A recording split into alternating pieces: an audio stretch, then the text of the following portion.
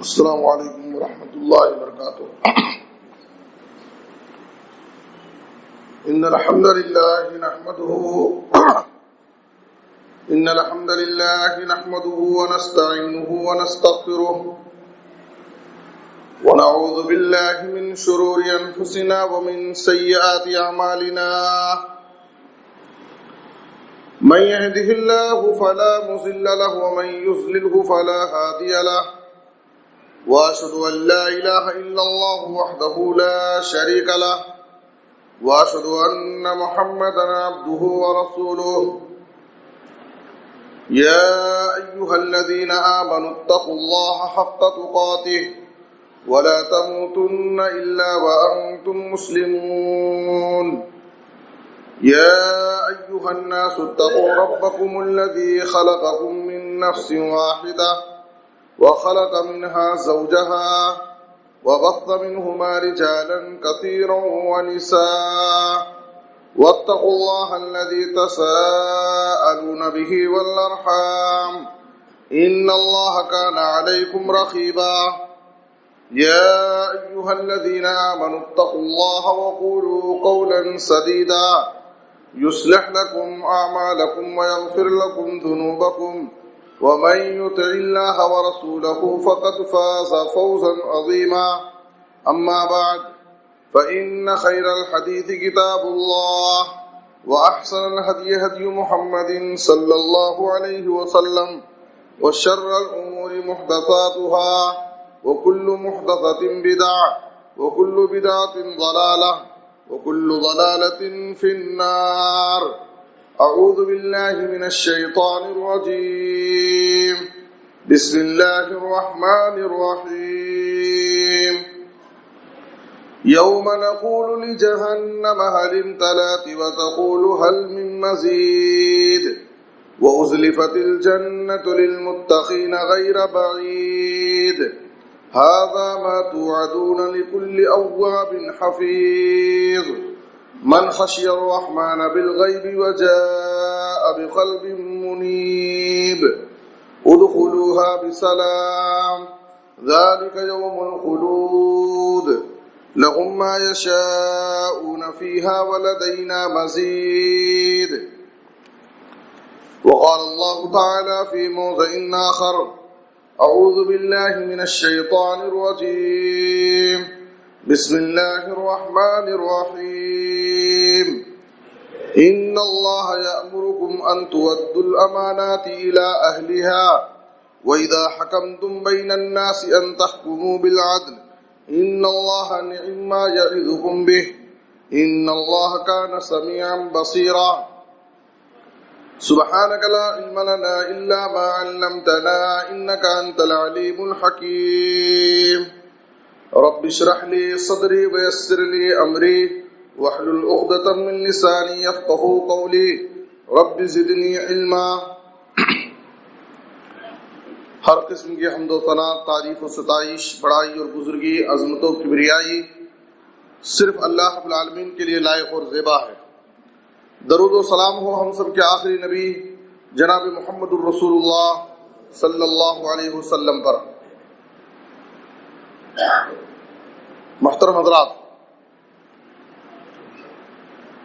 آج خطبہ جمعہ کا موضوع معاملات سے متعلق ہے۔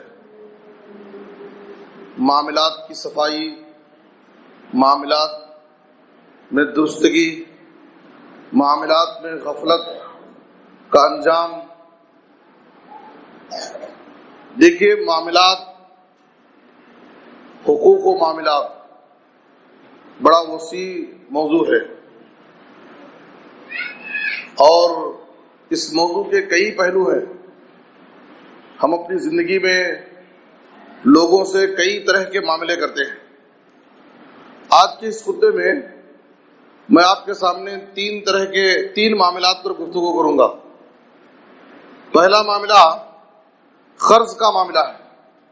قرض کے معاملے میں ہمارے پاس کیا غفلت ہے، لین دین میں ہم سے کہاں کوتاہی ہوتی ہے، اور اس تعلق سے کیا وعیدیں ہیں، کیا سزائیں ہیں اگر ہم قرض کے معاملے میں لین دین میں اگر غفلت کیے، سستی کیے اور اسی حال میں ہماری موت ہو گئی تو اس پر کیا وعیدیں ہیں شریعت میں۔ اسی طرح سے امانت کا معاملہ، امانت لینے اور دینے کا معاملہ، یہ دوسرا معاملہ ہے۔ اور تیسرا معاملہ حق کی ادائیگی کا معاملہ، جو جس کا حق ہے اس کا حق اس کو دے دو۔ کسی کا حق مارے، کسی کا حق دبائے تو یہ معاملہ کتنا سنگین ہے اور کتنا بڑا گناہ ہے، اس تعلق سے آپ کے سامنے انشاءاللہ بات ہوگی۔ تو 3 معاملات پر آپ کے سامنے اس موضوع پر گفتگو ہوگی۔ قرآن مجید کی سورہ نساء آیت نمبر 50 اور 8 میں نے آپ کے سامنے پڑھی۔ اس آیت کریمہ میں اللہ تعالیٰ نے کہا ان اللہ یأمرکم ان تؤدوا الامانات الی اہلہا، اللہ تعالیٰ تمہیں حکم دیتا ہے کہ امانتیں، جن کی امانتیں تمہارے پاس ہیں ان کی امانتیں ان کو دے دو، امانتیں امانت والوں کے حوالے کر دو، پہنچا دو ان کو۔ مجھے یہاں پر امانت کے مفہوم میں کتنی وسعت ہے اور کیا کیا چیزیں امانت میں آتی ہیں اس پر بحث نہیں کرنا ہے۔ من جملہ جو بھی امانت ہے اور وہ امانت کسی دوسرے کی ہے، ہمارے اوپر ہے تو ہماری ذمہ داری ہے کہ اس امانت کو اس کے حوالے کر دیں، کسی کی امانت کو اپنے پاس نہ روک کے رکھیں۔ وَإِذَا حَكَمْتُمْ بَيْنَ النَّاسِ أَن تَحْكُمُوا بِالْعَدْلِ، دوسرا معاملہ اللہ فرما رہا ہے جب تم لوگوں کے ساتھ فیصلے کرو تو انصاف کے ساتھ فیصلہ کرو۔ یہ بھی ایک معاملہ ہے، اہم معاملہ ہے۔ بہت سارے مسائل میں لوگوں میں اختلاف ہوتے ہیں، میاں بیوی کے اختلاف، 2 خاندان کے اختلاف، 2 تجارت میں 2 لوگوں میں اختلاف ہو جاتا ہے تو لوگ فیصلے کے لیے پنچایت بیٹھتے ہیں۔ تو جب ہم فیصلے کے لیے بیٹھے، کسی مالدار کی مالداری سے مروب نہ ہو، کسی غریب کی غربت دیکھ کر کے اس پر رحم نہ کریں، انصاف کے ساتھ معاملہ کریں۔ کسی دشمن کی دشمنی کو دیکھ کر کے ہم انصاف سے نہ رکیں، ہر ایک کے ساتھ، چاہے وہ اپنا ہو، غیر ہو، دوست ہو، دشمن ہو، جب ہم فیصلے کے لیے بیٹھے تو ہم بغیر کسی کا کچھ لحاظ کیے ہوئے سچ حق کے ساتھ، انصاف کے ساتھ ہم فیصلہ کریں۔ یہ اللہ کا حکم ہے، ان اللہ نعم ما یعظکم بہ، جس چیز کی اللہ تمہیں نصیحت کر رہا ہے یہ بہت بہتر نصیحت ہے۔ یقیناً اللہ تعالیٰ سنتا اور دیکھتا ہے، سمع و بصر کی صفت سے متصف ہے۔ میرے بزرگوں اور دوستوں، ہمارے سماج اور معاشرے میں ہم دیکھتے ہیں بہت سے ایسے لوگ ہیں جن کا یہ خیال ہے، ان کی یہ سوچ اور ان کی فکر ہے، نماز، روزہ، زکوٰۃ، حج، کچھ چند مخصوص عبادتوں کے مجموعے کو دین سمجھتے ہوں۔ وہ یہ سمجھتے ہیں یہ چند مخصوص عبادتیں ہیں، انہی عبادتوں کو انجام دے لینا، ان کی ادائیگی کرنا، ان کی فکر کر لینا، یہی پورا دین ہے۔ یقیناً نماز، روزہ، صدقہ اور خیرات، زکوٰۃ، حج، قربانی، یہ سب اسلام کی بڑی بڑی عبادتیں، اسلام کی عظیم عبادتیں ہیں، اس کی اہمیت سے کسی کو انکار نہیں۔ یقیناً یہ بھی ہماری آخرت کی کامیابی کا بہت بڑا سبب اور ذریعہ ہے، جنت میں لے جانے والے اعمال ہیں، لیکن سب کچھ یہی دین نہیں ہے، پورا دین انہی کے مجموعے کا نام نہیں۔ ہم ایک طرف عبادتوں میں بڑی فکر کرتے ہیں، فرائض کے ساتھ نفل روزے کا اہتمام کرتے ہیں، فرض نمازوں کے ساتھ سنتوں اور نفلوں کی بھی پابندی بعض لوگ کر لیتے ہیں، عمرے پر عمرہ کرتے ہیں، نفل صدقے اور خیرات کا اہتمام کرتے ہیں، لیکن عبادات میں بڑے پکے ہوتے ہیں، لیکن جب ہم ان کی زندگی کو دیکھتے ہیں، ان کے معاملات کو دیکھتے ہیں تو معاملات میں بڑے کچے نظر آتے ہیں، دونوں کی ان کی زندگی میں بڑا فرق نظر آتا ہے۔ وہ آدمی جو نماز روزے کا بڑا پابند ہے، صف اول کی پابندی کرتا ہے، ماشاءاللہ عبادتوں میں بڑے آگے رہتا ہے، الحمدللہ، اللہ اس کے جذبے کو قبول فرمائے، لیکن یہی سب کچھ دین نہیں ہے۔ ہماری آخرت کی کامیابی کا انحصار اسی پر نہیں ہے، ہمارے معاملات، ہماری زندگی، ہمارا لین دین، لوگوں کے جو حقوق ہمارے اوپر ہیں ان حقوق کو بھی ادا کرنا ہے۔ یہ ایک حصہ ہے اللہ رب العالمین کا حق جو بندوں کے بہت سارے حقوق ہمارے اوپر ہیں، ہم ان حقوق سے غافل ہو جاتے ہیں۔ اسی لیے ایک آدمی نماز روزے میں تو بہت پابند ہوتا ہے، لیکن اس کی گھریلو زندگی جب دیکھی جائے تو وہاں پر بہت غافل نظر آتا ہے۔ بیوی بچوں کے ساتھ اس کے معاملے اچھے نہیں، ماں باپ کے ساتھ اس کے معاملے اچھے نہیں، بھائی بہنوں کے ساتھ اس کے معاملے اچھے نہیں، رشتہ داروں کے ساتھ اس کے تعلقات اچھے نہیں ہیں۔ تو اس لیے عبادات کے ساتھ معاملات کو بھی درست رکھنا، معاملات کو بھی پاک صاف رکھنا، یہ بھی بہت ضروری ہے آخرت کی کامیابی کے۔ میرے بزرگوں اور دوستو، میں سیدھے اپنے پہلے معاملے پر جا رہا ہوں۔ پہلا معاملہ کیا ہے؟ جو قرض کا معاملہ ہے۔ دیکھیے، قرض اسلام نے جہاں پر سود کے نظام کو ختم کیا، سودی کاروبار، سودی تجارت، سودی لین دین کو حرام قرار دیا، وہیں پر ہماری شریعت نے قرض کے لین دین کو جائز قرار دیا، اس کی ترغیب دلائی۔ اگر کوئی شخص مجبوری میں پھنس کر کے پریشان حال ہے، تنگ دست ہے، مجبوری میں پھنس گیا ہے، اسے قرض حسنہ کی ضرورت ہے، اسے قرض دو، قرض کی ترغیب دلائی۔ دے کر کے اگر وہ ادا کرنے سے عاجز ہے، مہلت چاہتا ہے، مہلت دو، یہ بھی ثواب کا کام۔ اگر واقعی بہت پریشان حال ہے، قرض لے کر کے ادا کرنے کی اس کے اندر طاقت نہیں ہے، آپ خوشحال ہیں، اللہ نے آپ کو دیا ہے، معاف کر سکتے ہیں، معاف کر دو، یہ اور آپ کے لیے فضیلت کی بات ہے، ثواب کا کام۔ یہ ساری چیزیں اسلام قرض کے تعلق سے ہماری رہنمائی کرتا ہے۔ میرے بزرگوں اور دوستو، قرض یہ ایک مجبوری ہے۔ قرض کیا ہے؟ ہمیں سب سے پہلے قرض کو مجبوری سمجھنا۔ قرض یہ ہماری مجبوری ہے، مجبوری میں پھنس کر کے ہم قرض کو لیں۔ ہمارا معاملہ کیا ہے؟ قرض کو ہم اپنی خواہش کا ایک ذریعہ بنا لیں، خواہشات کی تکمیل کا ایک ذریعہ ہم بنا لیے۔ آدمی قرض کیوں لیتا ہے؟ شادی بیاہ میں اسراف اور فضول خرچی کے لیے، اپنی جھوٹی شان ظاہر کرنے کے لیے، اپنی ناک اونچی رکھنے کے لیے۔ میرا دوست، میرا پڑوسی، میرا فلاں بھائی اتنے میں شادی کیا، یہ انتظام کیا، میں اس سے کیا کچھ کم ہوں؟ میں اس سے بھی ہائی فائی انتظام کروں۔ آدمی اپنی شان بلند کرنے کے لیے قرض لیتا ہے، خواہشات کو پورا کرنے کے لیے۔ بہت سارے لوگوں کو ان کی زندگی میں کیا ہے؟ لیٹسٹ نیا فون آیا ہے، نیا ماڈل، نئی گاڑی، وہ گاڑیاں بدلانا، موبائل فون چینج کرنا، کیا ہے؟ طاقت نہیں ہے، پھر بھی جھوٹی شان، خواہشات کے پیچھے لوگ قرض لے کر کے اپنے آپ کو برباد کر لیتے ہیں، قرض لے کر کے اپنے آپ کو برباد کر لیتے ہیں۔ یقیناً ہم مجبور ہیں، پریشان ہیں، مجبوری میں پھنس گئے ہیں، قرض لے رہے ہیں، جائز ہے، یہ ہماری ضرورت ہے۔ ہم قرض کو اپنی خواہشات کا ذریعہ نہ بنائیں۔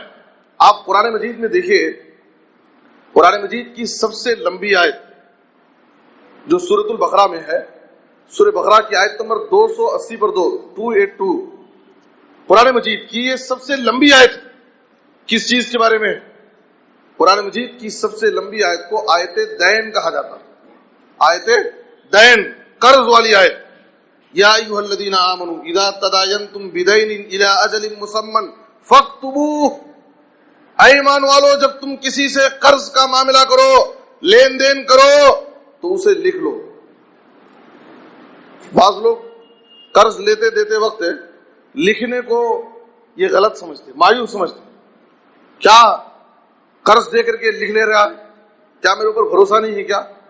لوگ ہیں، حالانکہ بعد میں ابھی دوستی ہے، اچھے انداز سے قرض کا لین دین ہو رہا ہے، بعد میں جب بگاڑ ہوتا ہے تو دشمنیاں ہوتی ہیں، اختلافات ہوتے ہیں، لڑائی جھگڑے ہوتے ہیں۔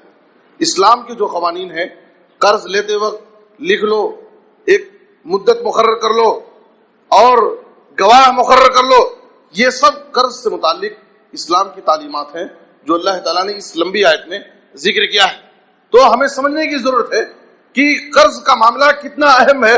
اللہ تعالیٰ نے اس مسئلے کی وضاحت کے لیے قرآن مجید کی ایک لمبی آیت نازل جس کے اندر تفصیل کے ساتھ قرض کے معاملے کو بیان کیا ہے۔ ہمارے نبی جناب محمد الرسول اللہ صلی اللہ علیہ وسلم کے بارے میں حضرت عائشہ رضی اللہ تعالیٰ عنہا بیان کرتی ہیں، ان النبی صلی اللہ علیہ وسلم کان یدعو فی الصلاۃ، نبی صلی اللہ علیہ وسلم نماز میں ایک دعا کا بڑا اہتمام کرتے تھے۔ آپ صلی اللہ علیہ وسلم دعا کرتے تھے، اللہم انی اعوذ بک من المأثم والمغرم، اے اللہ میں گناہ اور قرض سے پناہ چاہتا ہوں۔ ایک آدمی نے سوال کیا، اے اللہ کے رسول، ما اکثر ما تستعیذ من المغرم، کیا بات ہے جب قرض کا لین دین جائز ہے شریعت میں تو آپ اتنا زیادہ قرض سے کیوں پناہ مانگتے ہیں؟ تو نبی صلی اللہ علیہ وسلم نے کہا، ان الرجل اذا غرم حدث فكذب واذا وعد اخلف ووعد فاخلف. ایک مقروض انسان جب قرض لیتا ہے تو ایک مدت تک قرض لیتا ہے، ایک مدت پر ادا کرنے کا وعدہ کرتا ہے، وعدہ کر کے اس کو جھوٹ بولنا پڑتا ہے. بات کرتا ہے مقروض انسان تو جھوٹ بولتا ہے، وعدہ کرتا ہے تو خلاف ورزی کرتا ہے. ایک مقررہ مدت تک کے لیے قرض لیا تھا، مہینے کی مدت لیا تھا، مہینہ گزر گیا، اب جھوٹے بہانے بتائے گا، جھوٹ بولنا پڑے گا اس کو، جھوٹے بہانے بنائے گا، یہ ہو گیا وہ ہو گیا، اس وجہ سے میں قرض ادا نہیں کر سکا، جھوٹ بولے گا. دوسرے، اس نے وعدہ کیا تھا کہ میں 1 مہینے کے اندر قرض ادا کروں، وعدے کی خلاف ورزی کر رہا ہے. نبی صلی اللہ علیہ وسلم نے کہا کہ مقروض انسان سے 2 گناہ سرزد ہوتے.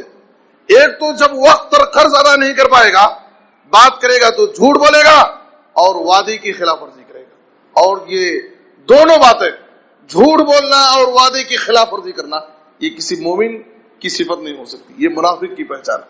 میرے بزرگ اور دوستو، اس لیے نبی صلی اللہ علیہ وسلم نمازوں میں اپنی دعا میں قرض جیسی چیز سے پناہ مانگتے. معلوم کیا ہوا؟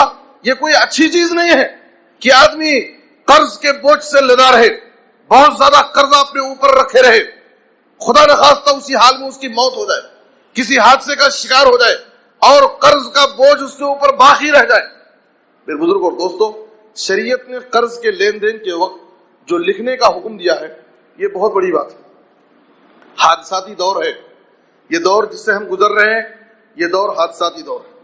اچانک ہمارے کسی دوست کے حادثے کی خبر آ جاتی، فلاں آدمی اچھا تھا، ابھی بھی ملاقات کر کے گیا، اچانک کسی روڈ حادثے کا شکار، ایکسیڈنٹ ہو گیا. نبی صلی اللہ علیہ وسلم نے کہا، کتاب و سنت میں جو قرض سے متعلق لکھنے کی تعلیم دی گئی، ہم کسی سے قرض کا معاملہ کرتے ہیں تو باقاعدہ اس کو تحریری طور پر لکھ کر رکھتے ہیں، اپنی بیوی بچوں کو آگاہ کر دیں.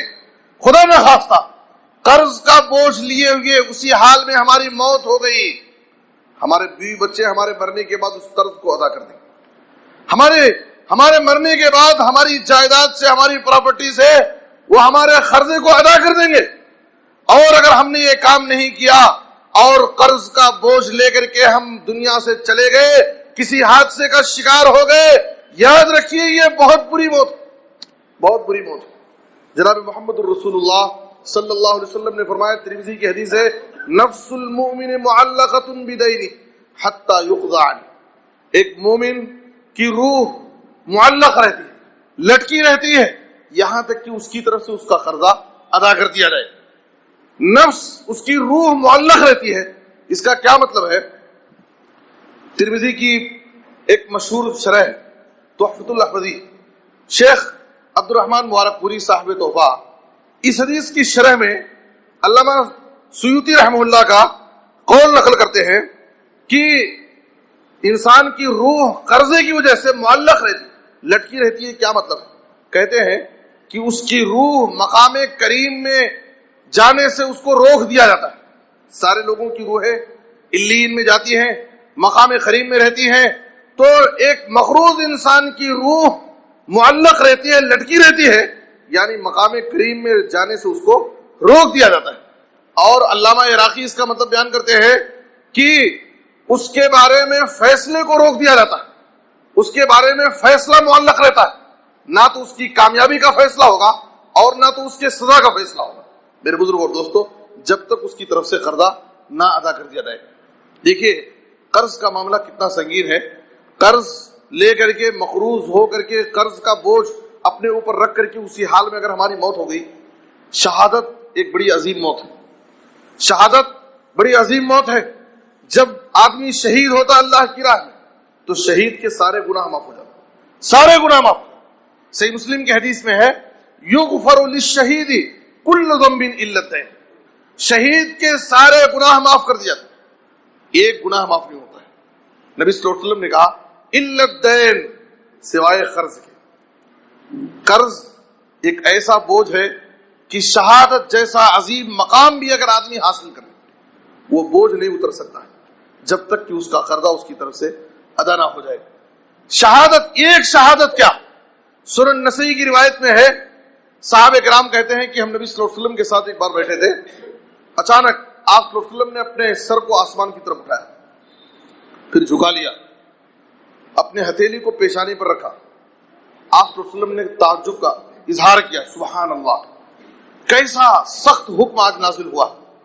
نبی صلی اللہ علیہ وسلم وہ سخت حکم کیا ہے بیان نہیں کیے.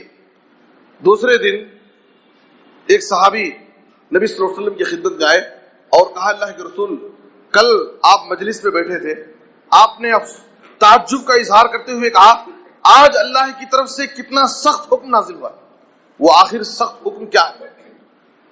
تو آپ صلی اللہ علیہ وسلم نے کہا، نبی صلی اللہ علیہ وسلم نے کہا کہ اگر کوئی شخص اللہ کی راہ میں قتل کر دیا جائے، شہادت کی موت اسے مل جائے، پھر اسے زندہ کیا جائے، پھر اسے شہادت کا مقام ملے، پھر قتل کیا جائے، 3 بار اللہ کی راہ میں اسے قتل کیا جائے، وہ شہید ہو جائے اللہ کی راہ میں 3 بار. وہ علیہ دین، 3 مرتبہ وہ اللہ کی راہ میں قتل کیا گیا، شہید ہوا. اگر اس کو زندہ کر کے اس کو موقع دیا جائے اور اسے 3 بار شہادت نصیب ہو اور اس کے اوپر قرض ہو، نبی صلی اللہ علیہ وسلم نے کہا کہ وہ علیہ دین ما دخل الجنہ، ایسا مقروض انسان جنت میں داخل نہیں ہو سکتا حتی یقضى عنہ دینہ، جب تک اس کی طرف سے اس کا قرضہ ادا کرے. آپ غور کیجئے، ایک شہادت نہیں، 3 مرتبہ اگر اللہ اس کو موقع دے، وہ دنیا میں آئے، اللہ کی راہ میں قتال کرے، شہادت کی موت اسے ہو، لیکن پھر بھی اگر قرض کا بوجھ اس کے اوپر ہو تو جنت میں نہیں جائے گا جب تک اس کی طرف سے قرضہ نہ ادا کرے. آپ جو دیکھیے قرض کا معاملہ کتنا سنگین ہے. آج بہت سارے لوگ ہیں، بہت اپنے آپ کو چالاک بنتے ہیں، قرض لے لیے، دینے کا نام نہیں لے رہے. دینے والا آدمی مدت پوری ہو جاتی ہے، 1 مہینے کی مدت پر دیا تھا، 1 مہینہ انتظار کرتا ہے، 2 مہینے کے بعد پوچھتا ہے. لینے والا بے رغبتی، بیزاری کا اظہار، کیا صبر نہیں ہے، بھروسہ نہیں ہے، کیا میں گاؤں چھوڑ کر کے بھاگ جاؤں گا، ایسی بے تکی باتیں کرتا ہے. بہانے بناتے بناتے جب تھک جاتا ہے، بولتا ہے کہ تجھے قرض میں دیتا نہیں دیتا، تجھے کیا کرنا ہے کر.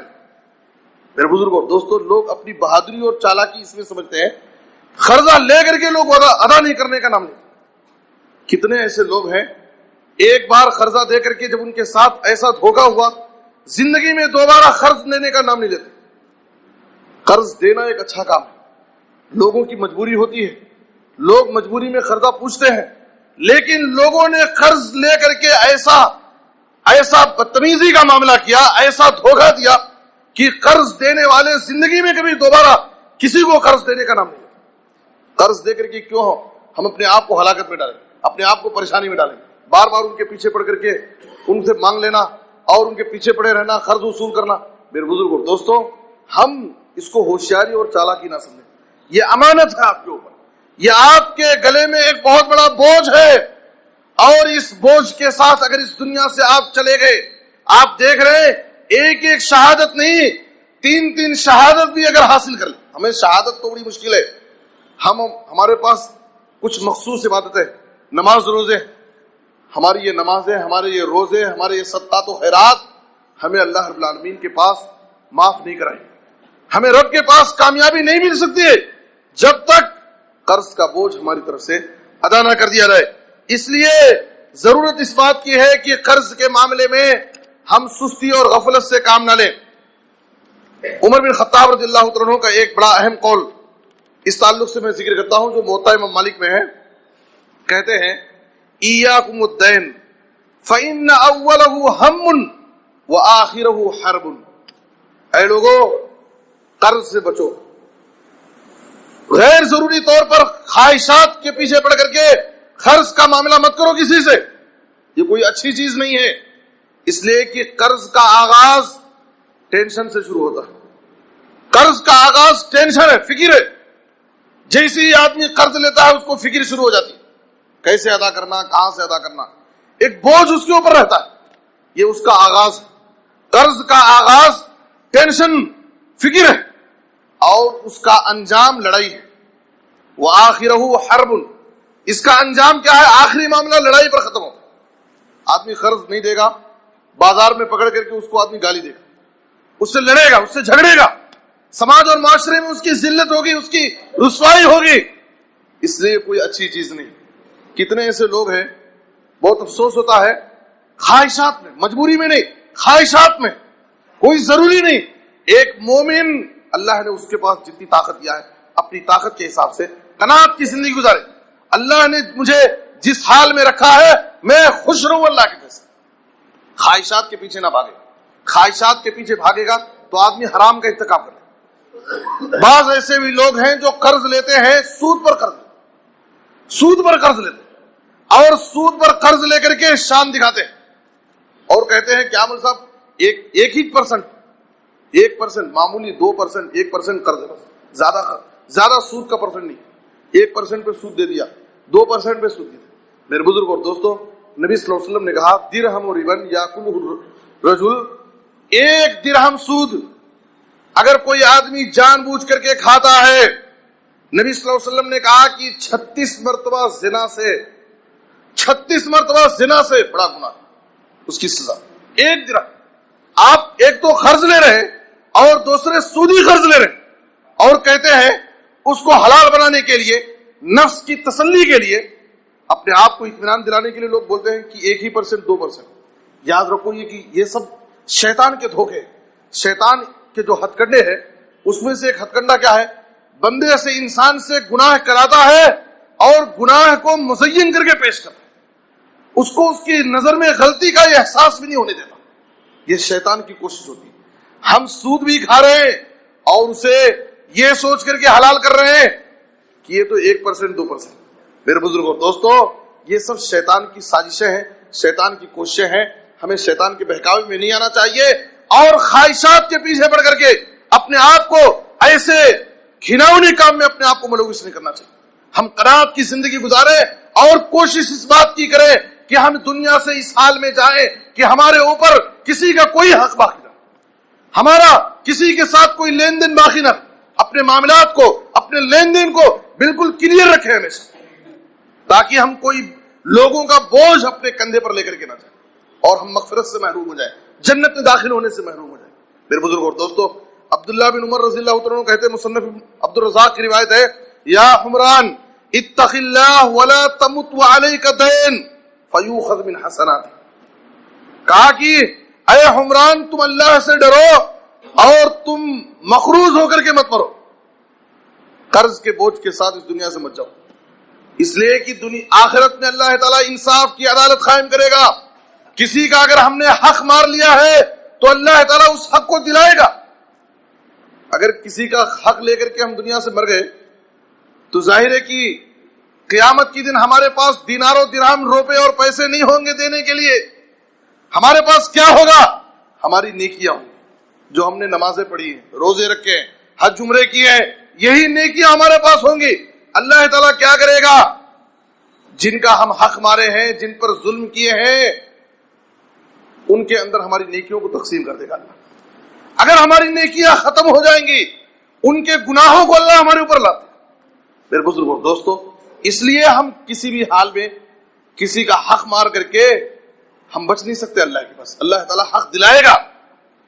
اس لیے میں آپ سے گزارش کروں گا قرض کے معاملے سے کہ قرض کو شان نہ بنائیں، خواہش کی تکمیل کا ذریعہ نہ بنائیں. مجبوری میں قرض لیں، اور اگر قرض لیں بھی تو دل صاف کر کے لیں. نیت آپ کی کیا ہو؟ جتنی جلد ہو سکے میں جیسی انتظام ہوگا اس کو ادا کر دوں. لوگ کیا ہے، لیتے وقت ہی بری نیت سے لیتے ہیں، ڈبانے کی نیت ہوتی ہے، اس کو دیں گے نہیں، پریشان کریں گے. تو کیا ہوتا ہے؟ ہماری نیت خراب رہتی ہے، اللہ ہمیں کو ڈبا دیتا، اللہ ہم کو خود پریشانی میں ڈال دیتا. ہماری نیت اگر صاف رہے، نبی صلی اللہ علیہ وسلم نے کہا اگر کوئی شخص، کوئی آدمی، کوئی انسان اگر قرض ادائیگی کی نیت سے لیتا ہے تو اللہ تعالیٰ اس کے لیے ایسے اسباب پیدا کرتا ہے کہ بہت جلد وہ اپنے قرضے کو ادا کر دیتا ہے. نیت درست ہونی چاہیے، اچھی نیت. لیکن اگر سامنے والے کے مال کو برباد کرنا، اس کو پریشان کرنا مقصد ہے تو اللہ ہم کو خود برباد کر دے، ہم خود پریشان ہو جائیں. اس لیے نیت درست ہو اور مجبوری میں لیں، اور تیسرے جو شرعی اصول ہیں لکھ لیں، مدت مقرر کر لیں، گواہ مقرر کر لیں، شرعی اصولوں کو سامنے رکھ کر کے ہم قرض کا معاملہ کریں. یہ پہلا معاملہ ہے. دوسرا معاملہ جو ہے وہ امانت داری کا معاملہ، امانت کے لین دین کا معاملہ ہے. میرے بزرگوں اور دوستو، امانت کا معاملہ کیا ہے؟ امانت یہ مومن کی پہچان ہے اور خیانت منافق کی پہچان ہے. قرآن مجید میں اللہ تعالیٰ نے جگہ جگہ والذین هم لاماناتهم وعہدہم راعون، مومن وہ ہے جو اپنی امانتوں اور عہد و پیمان کا پاس و لحاظ رکھتے ہیں، کبھی بھی امانت میں خیانت نہیں کرتے. یہ مومن کی پہچان ہے. اور اس دنیا میں جتنے پیغمبر آئے، سورۃ الشورى آپ پڑھتے جائیے، اللہ تعالیٰ نے کئی پیغمبروں کا ذکر کیا ہے. ہر پیغمبر اپنی قوم میں جب دعوت کے لیے اٹھتے ہیں، دعوت دینے کے لیے قوم کو اللہ کی عبادت کے لیے بلاتے ہیں، تو اپنے آپ کو ایک امانت دار، انی لکم رسول امین کہتے ہیں. میں تمہارے لیے ایک امانت دار رسول. امانت داری یہ بہت بڑی چیز ہے. قوم کو، سامنے والے کو اگر معلوم ہو جائے کہ یہ بڑا امانت دار، لوگ ہم سے قریب آئیں گے، ہماری بات سنیں گے، ہماری بات کا اثر ہوگا. لیکن اگر ہمارے تعلق سے لوگوں میں یہ بات معروف ہو جائے کہ یہ آدمی امانت دار نہیں، خیانت کرتا ہے، دھوکہ دے سکتا ہے، جھوٹ بولتا ہے، اس کے پاس امانت داری نہیں ہے، تو لوگ اس سے معاملہ نہیں کرتے، اس سے لین دین نہیں کرتے، لوگ اس کے قریب نہیں جاتے، کوئی امانت، کوئی ذمہ داری، کوئی وعدہ اس کو نہیں دیتے. کیوں؟ اس لیے کہ اس کے پاس امانت داری نہیں. تو امانت داری بہت بڑی چیز ہے، یہ مومن کی پہچان ہے. حضرت انس رضی اللہ عنہ کہتے ہیں کہ بہت کم ایسا ہوا، یعنی اکثر و بیشتر نبی صلی اللہ علیہ وسلم جب صحابہ کرام کو خطاب کرتے، نصیحت کرتے، تو اکثر نصیحت میں نبی صلی اللہ علیہ وسلم یہ نصیحت ضرور کرتے تھے: لا ایمان لمن لا امانت لہ ولا دین لمن لا عہد لہ. جس کے پاس امانت داری نہیں ہو اس کے پاس ایمان نہیں، جس کے پاس امانت داری نہیں اس کے پاس ایمان ہی نہیں، اور جس کے پاس عہد و پیمان کا پاس و لحاظ نہ ہو، کسی سے معاہدہ کیا اور توڑ دیا، معاہدے کا کوئی پاس و لحاظ نہیں، تو ایسے شخص کے پاس دینداری نہیں، اس کے پاس دین نہیں ہے. جس کے پاس امانت نہیں اس کے پاس ایمان نہیں، اور جس کے پاس عہد و پیمان کا پاس و لحاظ نہیں اس کے پاس دین نہیں. یہ نبی صلی اللہ علیہ وسلم نصیحت اکثر صحابہ کرام کو کیا کرتے تھے. میرے بزرگ اور دوستو، یہ امانت داری کتنی بڑی چیز ہے. ایک واقعے سے آپ اندازہ لگائیے، صحیح مسلم شریف کا واقعہ ہے. صحابہ کرام کہتے ہیں غزوہ خیبر فتح ہونے کے بعد ہم لوگ ایک وادی کی طرف جا رہے تھے. نبی صلی اللہ علیہ وسلم سواری پر سوار ہے، آپ صلی اللہ علیہ وسلم کے ساتھ آپ کا ایک غلام ہے. محدثین نے جس کا نام میدام بیان کیا، کہتے ہیں کہ وہ غلام نبی صلی اللہ علیہ وسلم کا، جب آپ صلی اللہ علیہ وسلم وادی میں اترے، آپ کا وہ غلام آپ کی سواری سے کجاوے کو کھول رہا تھا. کجاوا وہ لکڑی جس پر سوار ٹیک لگاتا ہے. تو کہتے ہیں کہ نبی صلی اللہ علیہ وسلم کا غلام آپ کی سواری کے کجاوے کو کھول رہا تھا. اتنے میں دشمن کی ایک تیر آئی اور وہ تیر نبی صلی اللہ علیہ وسلم کے غلام کو لگی، اور لگنے سے آپ صلی اللہ علیہ وسلم کے غلام کی موت ہو گئی. موت ہو گئی. دیکھیے کون سا معاملہ ہے، کون سی جگہ ہے. ابھی جنگ ختم ہوئی ہے اور واپس آ رہے ہیں. جیسے ہی دشمن کی تیر سے نبی صلی اللہ علیہ وسلم کے غلام کی موت ہو گئی، صحابہ کرام نبی صلی اللہ علیہ وسلم کے پاس آئے اور کہا ہنیئا لہ الشہادہ یا رسول اللہ، اے اللہ کے رسول، آپ کے غلام کو شہادت مبارک، آپ کا غلام شہید ہو گیا، دشمن کی تیر سے اس کی موت ہو گئی. آپ سوچئے آج دنیا والے کہتے ہیں کہ ہم فلاں امام کے غلام ہیں، فلاں کے ہم پیر و مرید ہیں. یہ دیکھیے سچا غلام رسول ہے. ان کے غلامی کی بات کرنے والے اور ان کے نام پر دم بھرنے والے ذرا غور کریں، یہ سچا غلام رسول ہے، نبی کا غلام. یہ سب نسبتیں کام آنے والی نہیں ہے. انسان کا ایمان، اس کا عمل اس کو آخرت میں اللہ کے عذاب سے بچا سکتا ہے. جب صحابہ نے نبی صلی اللہ علیہ وسلم کو مبارکبادی پیش کی، اے اللہ کے رسول آپ کے غلام کو شہادت مبارک ہو، تو نبی صلی اللہ علیہ وسلم نے کیا کہا؟ کلا ان الشملۃ لتلتہب علیہ نارا.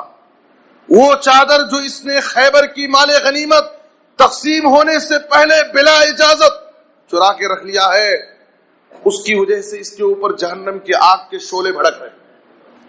ایک چادر کی خیانت. آپ سوچئے کہ امانت کتنی بڑی چیز ہے.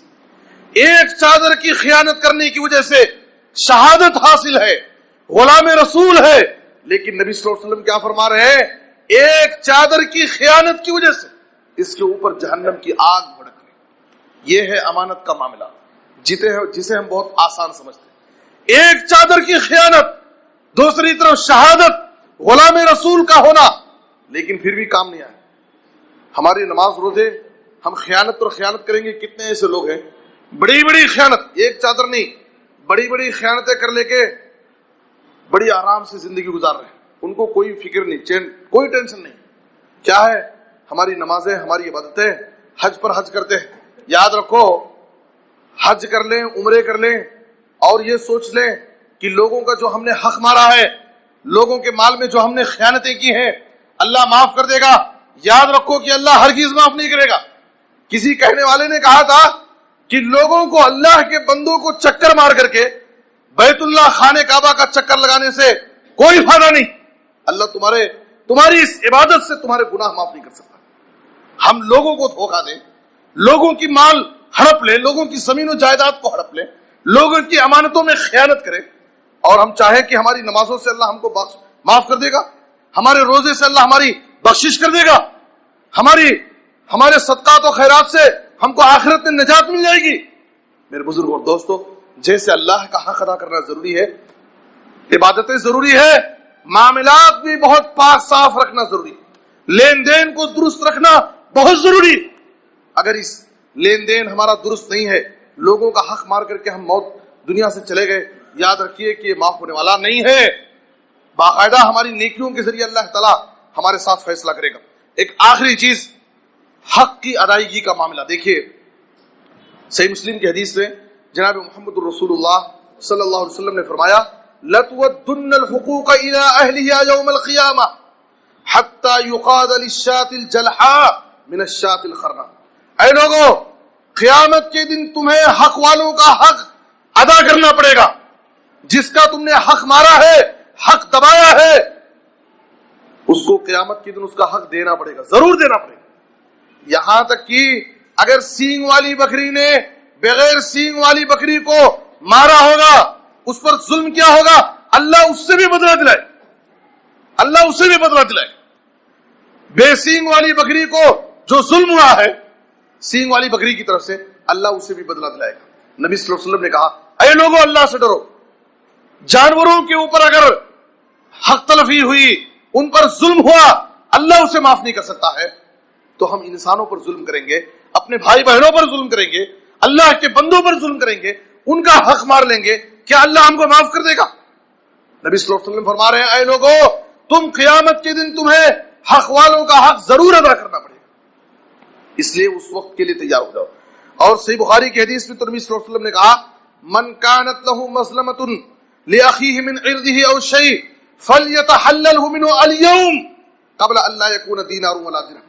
آپ صلی اللہ علیہ وسلم نے کہا, اے لوگوں, اگر کسی کا کسی پر کوئی معاملہ ہے, کوئی لین دین ہے, کسی کی عزت پر آپ نے حملہ کیا ہے, کسی کے مال کو آپ نے ہڑپ لیا ہے, کسی کی زمین جائیداد ہڑپ لی ہے, تو اے لوگوں آج ہی اس کی معافی تلافی کر لو, اے لوگوں آج ہی اس کو حل کر لو. قیامت کا دن وہ دن آنے سے پہلے جہاں تمہیں حق واپس کرنے کے لیے دینار و درہم تمہارے پاس نہیں ہوں, دینار و درہم نہیں ہوں گے دینے کے لیے, تمہارے پاس روپے اور پیسے نہیں ہوں گے, تمہاری نیکیاں ہوں گی, نمازوں کی شکل میں, روزوں کی شکل میں, جو تم نے اپنی زندگی میں آخرت کی کامیابی کے لیے محنت کر کے جمع کیا تھا, تمہاری نیکیاں ہوں گی. لیکن اللہ تعالیٰ تمہاری نیکیوں کو, جن کا تم نے حق دبایا ہے, ان میں تقسیم کر دے گا, اور نیکیاں ختم تو اللہ ان کے گناہوں کو تمہارے اوپر لا دے گا. کتنا مسکین آدمی ہے میرے بزرگ اور دوستو. اللہ کے پاس آیا تو نیکیاں تھیں, لیکن لوگوں پر ظلم کرنے کی وجہ سے, لوگوں کا حق مارنے کی وجہ سے اللہ تعالیٰ اس کی نیکیوں کو بھی ختم کر دے گا, الٹا اس کے اوپر گناہوں کا بوجھ ڈال دے گا. آپ صلی اللہ علیہ وسلم نے کہا, من اقتطع شبرا من الارض ظلما طوقه اللہ ایاہ یوم القیامہ من سبع عظیم. اگر کوئی شخص ایک بالش ناحق کسی کی زمین ہڑپ لیا, قیامت کی دن اللہ تعالیٰ اسے 7 زمینوں کا طوق پہنائے گا. اس لیے میرے بزرگوں اور دوستو, کسی کا حق ہم نہ دبائیں۔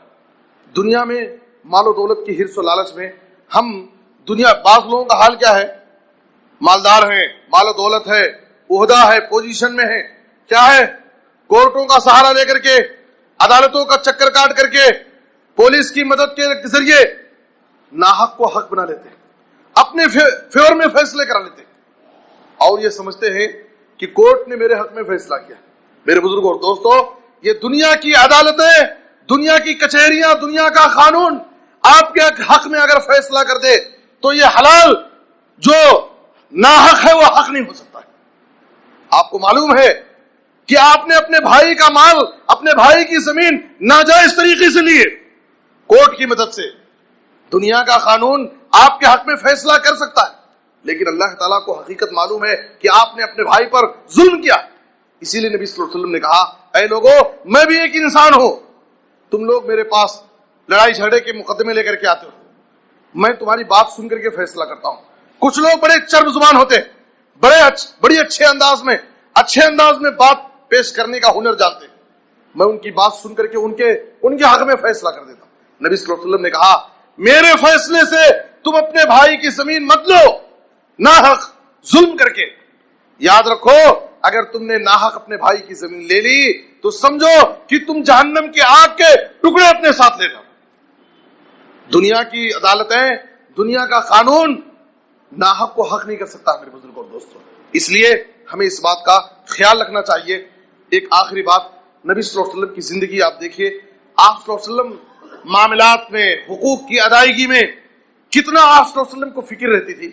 جب آپ صلی اللہ علیہ وسلم مرض الموت میں تھے، وفات سے 5 روز پہلے چہارشنبہ کا دن تھا، آپ صلی اللہ علیہ وسلم مسجد میں آئے صحابہ کرام کے سامنے، اور آپ صلی اللہ علیہ وسلم نے اپنے آپ کو قصاص کے لیے پیش کیا۔ اے لوگوں، اگر میں نے ناحق کسی کی پیٹھ پر کوڑا مارا ہے تو میں حاضر ہوں، میری پیٹھ حاضر ہے، اور مجھ سے کوڑا مار کر کے مجھ سے بدلہ لے لے اور آخرت کی پکڑ سے مجھے بچا لے۔ اے لوگوں، اگر میں نے کسی کی بے آبروئی کی ہے، کسی کی عزت پر حملہ کیا ہے، کسی کی بے عزتی کی ہے، میں حاضر ہوں، مجھ سے بدلہ لے لو۔ اے لوگوں، اگر میرے اوپر کسی کا کچھ لین دین ہے، کسی کا کوئی حق ہے، میں حاضر ہوں، مجھ سے مانگ لو، میں تاکہ تمہارا حق ادا کر دوں اور قیامت کے دن میں اللہ کی پکڑ سے بچ جاؤں۔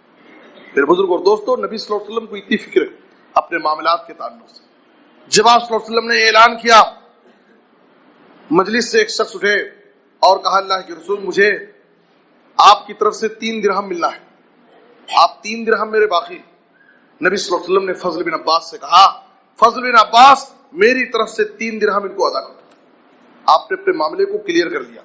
اس لیے ہمیں چاہیے اس دنیا کے اندر خواہشات کے پیچھے پڑ کر کے، حرص و لالچ میں آ کر کے، مال و دولت کی محبت میں آ کر کے ہم اپنے معاملات کو خراب نہ کریں، لین دین درست رکھیں، معاملات کو پاک صاف رکھیں، اور زیادہ شان دکھانے کے لیے خواہشات کے پیچھے پڑ کر کے قرض کا بوجھ اپنے اوپر نہ رکھیں، قناعت کی زندگی گزاریں، دنیا کی محبت کم کر لیں، آخرت کی فکر کے ساتھ زندگی گزاریں، تاکہ ہم دنیا سے جب اس حال میں جائیں کہ ہمارے اوپر کسی کا کوئی لین دین نہ ہو، کسی کا کوئی قرض کا بوجھ نہ ہو۔ ورنہ یاد رکھیے، اگر ہمارا لین دین پاک صاف نہیں رہا، لین دین میں اگر ہمارے خرابی رہی، قرض کا بوجھ ہمارے اوپر رہ گیا اور اس حال میں ہماری موت ہو گئی، تو آپ نے دیکھا کہ شہید کی بھی مغفرت نہیں ہو رہی۔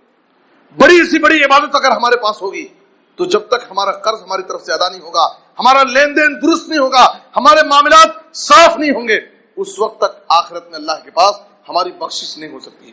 اللہ سے دعا ہے کہ اللہ تعالیٰ ہمیں اپنے معاملات کو پاک صاف درست رکھنے کی توفیق عطا فرمائے۔ اے اللہ، معاملات میں، لین دین میں ہیرا پھیری سے، غفلت سے اللہ ہم سب کو بچائے۔ اے اللہ، تو ہمیں کتاب و سنت پر عمل کرنے کی توفیق دے۔ اے اللہ، ہر بلا، ہر بیماری، ہر آفت سے، ہر پریشانی سے اللہ ہم سب کی حفاظت فرمائے۔ اے اللہ، تو ہر جگہ اسلام اور مسلمانوں کو عزت، ترقی اور غلبہ نصیب فرما، مظلوم مسلمانوں کی حفاظت فرما۔ اے اللہ، ہمارے وطن میں، ہمارے ملک میں ہمیں امن و امان نصیب فرما۔ اے اللہ، ہر فتنے سے، ہر فساد سے، ہر شر سے اے اللہ ملک کی حفاظت فرما، ملک کی بدامنی سے اللہ، ملک کے امان کو خراب ہونے سے اللہ ہم سب کی حفاظت فرما۔ اے اللہ، ہر جگہ تو اسلام کو، مسلمانوں کو غلبہ نصیب فرما۔